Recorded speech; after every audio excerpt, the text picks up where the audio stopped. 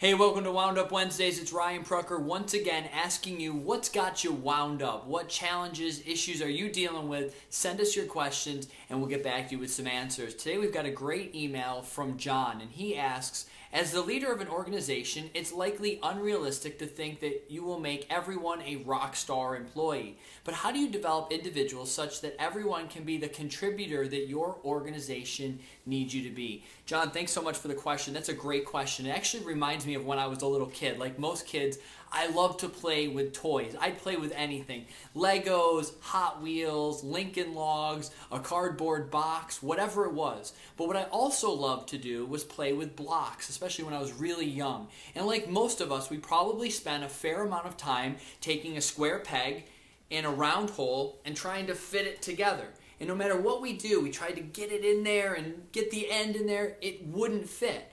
And at a certain point we go, oh, this doesn't fit. Wait, here's a cylinder and here's a round hole. Wow, that fits. Here's a square peg, here's a square hole. Wow, that fits. We see what works together and what doesn't. And I think a lot of times in businesses, companies forget to evolve or go back to those basic questions that says, is this fitting together? So what you find out is a lot of companies that are trying to fit a square peg into a round hole when it comes to employees. So you say, of course not everyone can be a rock star with the expectations that they have, because maybe by circumstance, demotion, promotion, consolidating, layoffs, maybe these people have been put into positions where they're not cut out to thrive. And so of course that happens, of course. So the idea is, how can you make them figure out how they can be a rock star so that they are reaching their own full potential? So what I would recommend doing is reassessing everything. Take down the boundaries of expectations and say, what do you need to do to be successful? How do you best operate? What's your personality like? How do you thrive? Where do you kind of clam up into a shell? Figure that out and then figure out what areas, how they can be best utilized within an organization. So if you have somebody who's a great communicator, don't stick them in the back looking at a computer or looking over paperwork. Same way, if you've got somebody who isn't a great communicator, don't put them on customer service. Reallocate them. Find their best home for what you can be. A great example is I used to work with a salesperson at a TV station who just, despite being a great, amazing person, could not sell anything.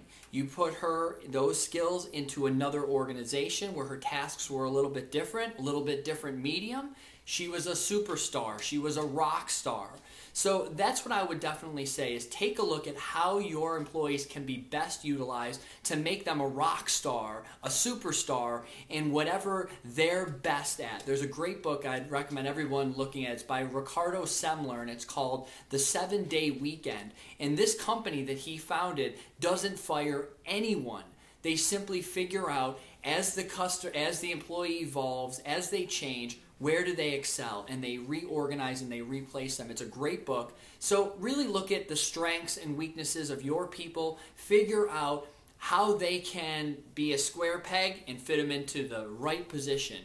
And don't try to make something work. Don't take an employee and try to fit them in there and then constantly set an expectation that you know they're not going to thrive at, because you're going to get the same result, which is underperformance. Then that creates negativity, then there's friction, then there's frustration. No one feels good about anything, and then we sit around and scratch our heads and say, why not? There's a better way to do it. So I hope that helps. Really focus on the skills that each person brings. Focus on that individual personality, and you can, once again, you'll never lose. I hope that helps. John, thanks so much for the question. If you have a question, go to facebook.com/personalitydriven. Ask us your question, and we'll come back to you with some great answers. Hopefully that helps. Thanks so much. Again, we'll see you next time on Wound Up Wednesdays.